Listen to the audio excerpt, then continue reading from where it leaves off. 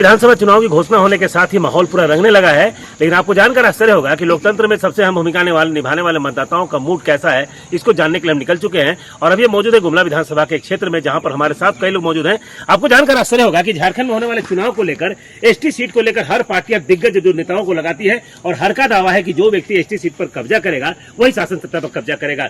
लेकिन ST seat के जो वोटर है वो क्या सोचते हैं, उनका क्या मिजाज है, उनके दिमाग में क्या चल रहा है, इन बातों को जानने के लिए हम पहुंच चुके हैं। ये तमाम लोग वो लोग हैं जो सुदूरवर्ती इलाके आते हैं। अलग बात है कि लोग के मुद्दे को लेकर जिस तरह से ये आंदोलन कर रहे हैं और जिस तरह से आवाज को उठाते हैं, इनकी मांग को कितना पूरा किया जाता है ये तो खैर इनके शब्दों के माध्यम से पता चलेगा। लेकिन इतना तय मान के चलिए कि लोगों के अंदर जो आक्रोश है सिस्टम के प्रति, सरकार किसी की भी रही हो, लेकिन झारखंड बनने के 24 साल के बाद भी आज जो गांव की परिस्थिति है उनका आक्रोश इनके चेहरे पर स्पष्ट देखने को मिलता है। हमारे साथ जो लोग मौजूद हैं उनसे हम जानना चाहते हैं। एक चीज बताइए कि विकास के मायने में आज क्या स्थिति है और चुनाव में क्या रहेगा।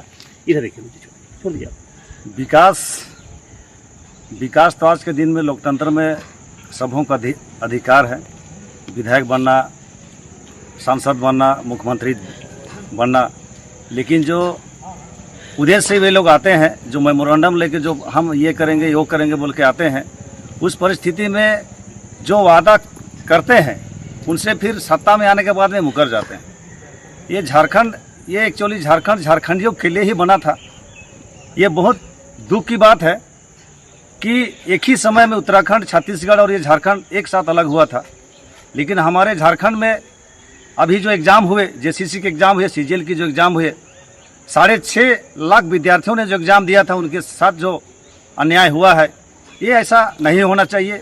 ये हमारे पूरे भारतवर्ष में झारखंड में ही एक ऐसा राज्य है, यहाँ हर एक छोटे बड़े एग्ज़ाम में घर घोटाला, पेपर लीक, इस तरह का मामला देखने को मिलता है। बाकी राज्यों में क्यों नहीं होता है, ये एक माने क्वेश्चन का विषय है, क्यों, वाई।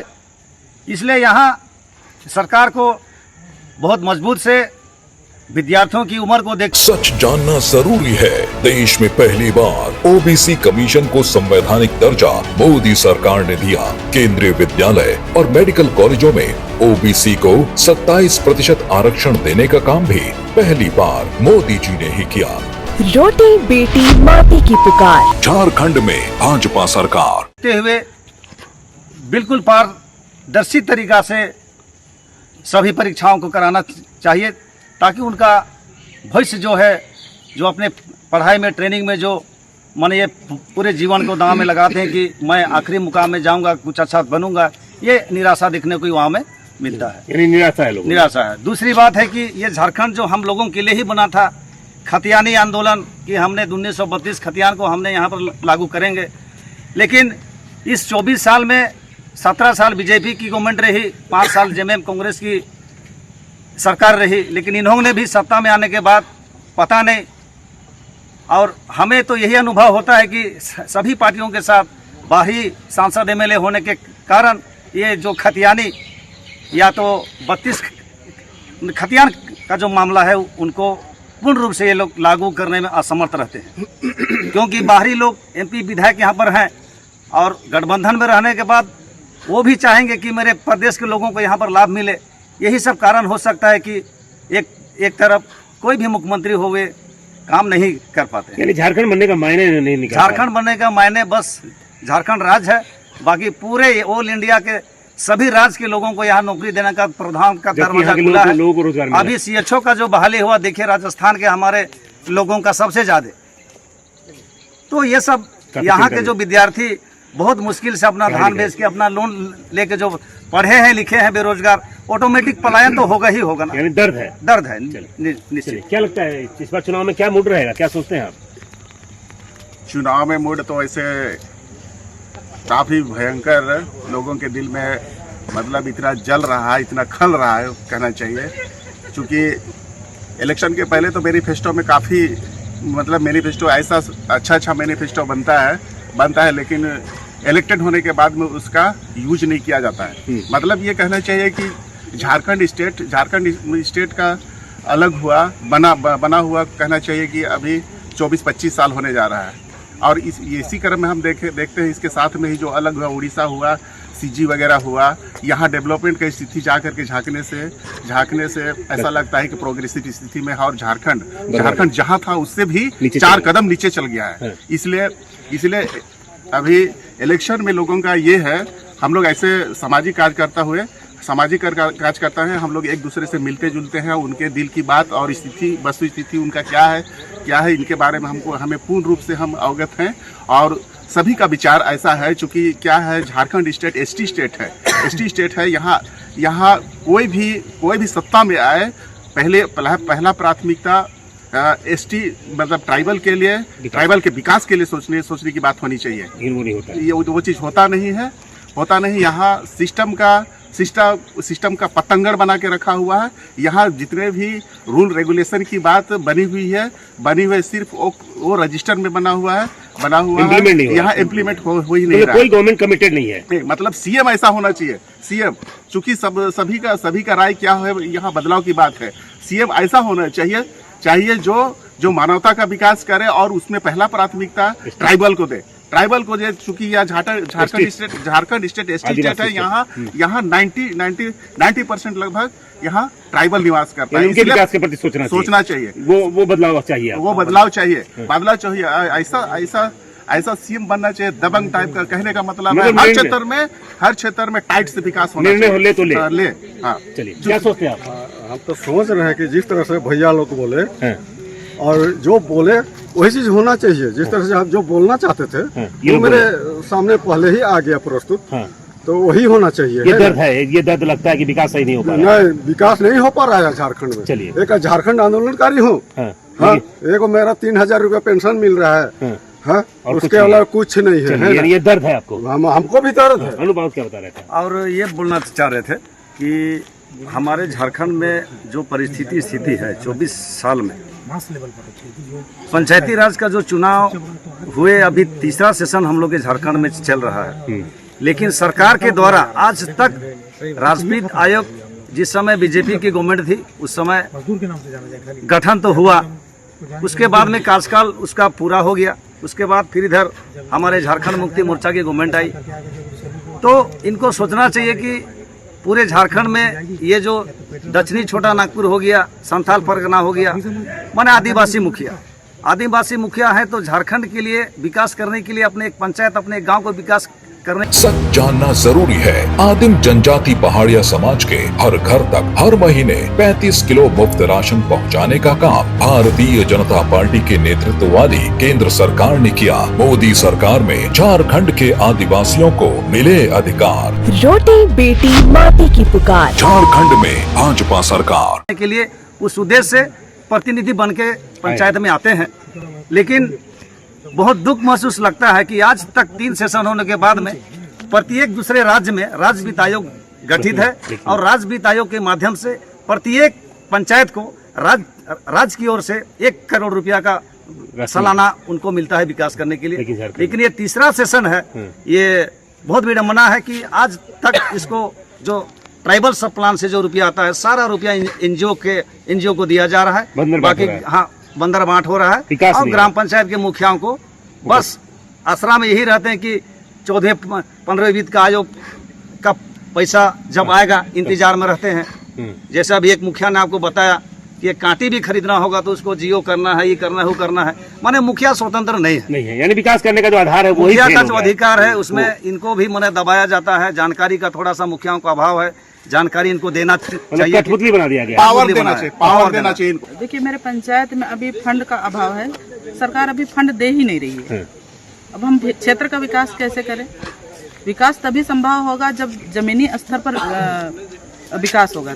गांव डेवलपमेंट करेगा तब जाके राज्य डेवलपमेंट करेगा। मूलभूत सुविधाएं जो होती है वो गांव में है क्या आपके? नहीं है, कुछ नहीं है। बिजली पानी, सर बिजली पानी देखिए, अभी हम लोग के यहाँ चापाकल ही बन गया है। चापाकल बन गया है तो वो एक बार बन गया तो हमेशा ठीक ही रहे ऐसा बात नहीं है। तो उसको रिपेयरिंग करने के लिए भी सरकार फंड दे तब तो हम रिपेयरिंग करेंगे।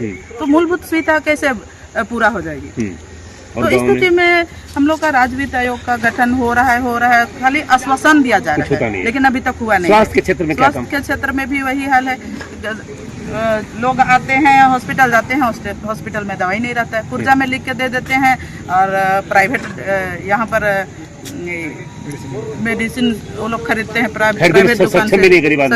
सक्षम भी नहीं है, लोग मर रहे हैं, जिसके चलते वो लोग गांव में डायन विषयहीन कुरीतियां रोज दिन बढ़ते जा रही है। एक चीज बताइए, 5 साल का जो कालखंड रहा, विकास के मायने में कितने लंबी लकीर खींची गई? देखिए, विकास के नाम पर तो यहाँ हमको लगता है अभी तक हम लोग जीरो हैं। केवल मैया योजना, एक मैया योजना है, और मैया योजना से हम लोग का मंथली चलने वाला नहीं है।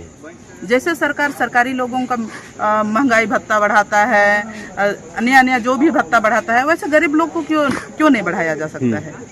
अभी भी सामाजिक पेंशन है तो कितना साल से 1000 ही है, अभी तक 1000 है। तो हमको नहीं लगता है ये झारखंड राज्य रहना चाहिए, ये तो बेरोजगार राज्य के नाम से जाना चाहिए। यानी जो मुख्यमंत्री बना कोई विकास नहीं। क्या लगता है इस बार चुनाव में क्या मूड रहेगा आप लोग का?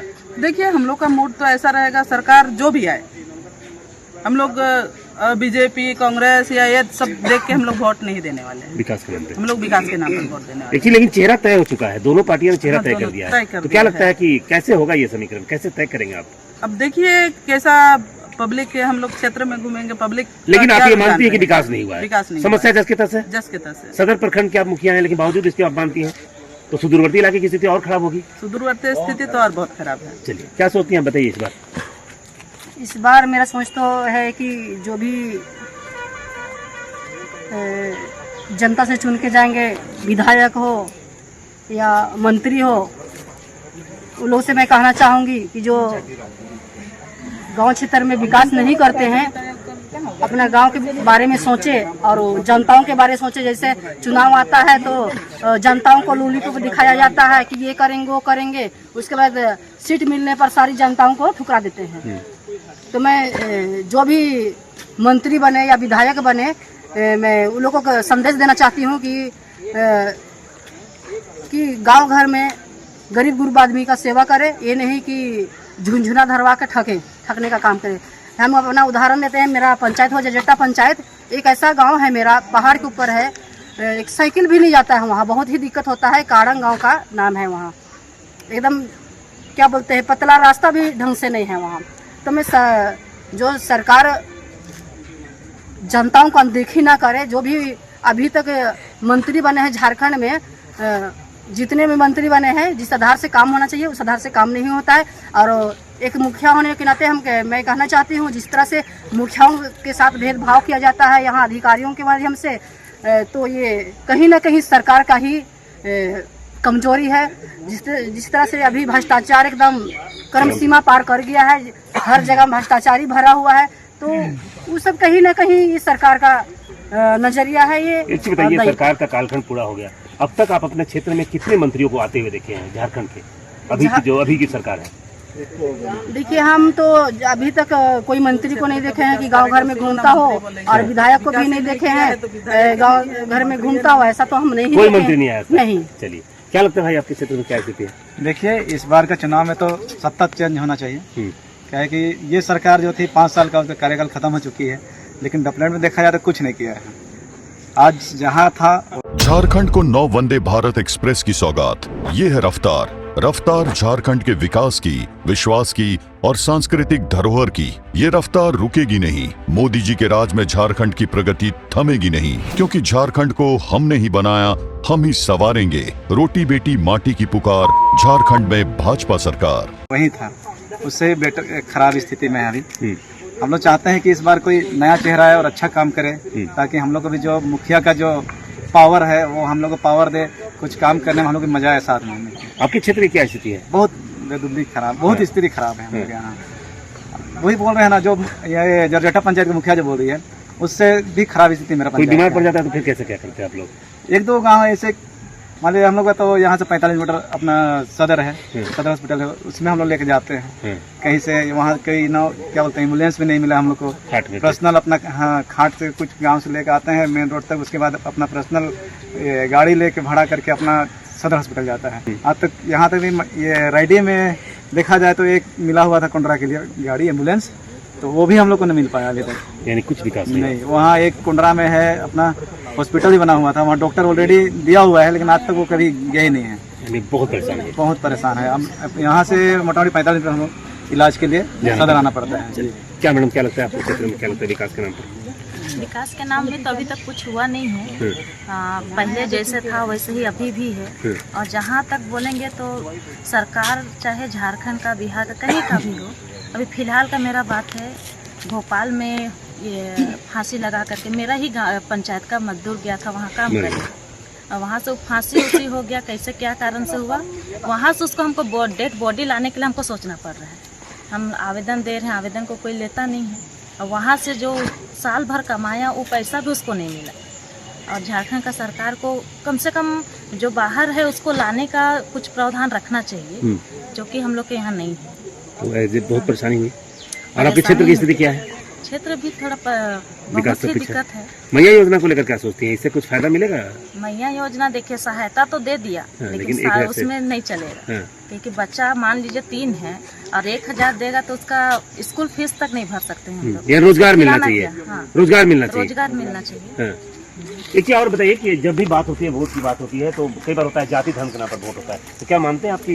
देखिए, जाति धर्म पर वोट नहीं होना चाहिए।